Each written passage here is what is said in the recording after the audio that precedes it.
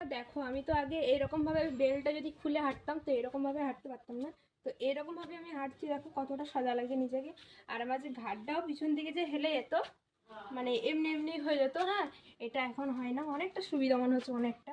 আর হাতে ফোন নিয়ে যেতে পারতাম না, দেখতে পারতাম না, হেলে যেতাম, আর অসুবিধা লাগতো দেখতে। এখন এগুলো সব ঠিক আছে। আর হাঁটাটা তোমরা দেখে বুঝতে পারছো, মানে কিছুটা বেলটা ভালো করে পরানো নেই বলে এখন মানে চান করবো একটু ঢিলা করেছি, যখন উঠতে পারছিলাম না চেয়ার থেকে একা উঠলাম, তো ওই জন্যই মানে বেলটা খুলেছি, ওই জন্য একটু বেশি হেলে যাচ্ছে। আর চানটা করে পর আবার বেলটা পরবো, তো বেলটা পরে থাকলে সুবিধা তোমরা বুঝতে পারছো কতটা। আর বেলটা মা হচ্ছে ভালো করে পরাতে পারে না, বাবা হলে একটু ভালো করে পরাতে পারে। আর বেলটা পরে তো আমি বড় বড় করে ছিঁড়া ফেলতে পারি না, কখনো কখনো পড়েও যাই আমি। বেলটা পরে অসুবিধা লাগে, অসুবিধা বলতে ওই যে মানে জোরে হয়তো পাটা বাড়ানো হয়ে গেলো, ওই টাইমে হয়তো আমি পড়ে গেলাম, এইরকমই অসুবিধাটা হয় বেশি। আর এটুকুই বলবো। আর ভিডিওগুলো একটু দেখো, তোমরা একটু শেয়ার করো, একটু লাইক কমেন্ট করো, এইটুকুই আমি বলবো তোমাদের কাছে। তোমাদের কাছে আমার হাত জোর করে রিকোয়েস্ট, তোমরা ভিডিওগুলো একটু শেয়ার করো, একটু দেখো।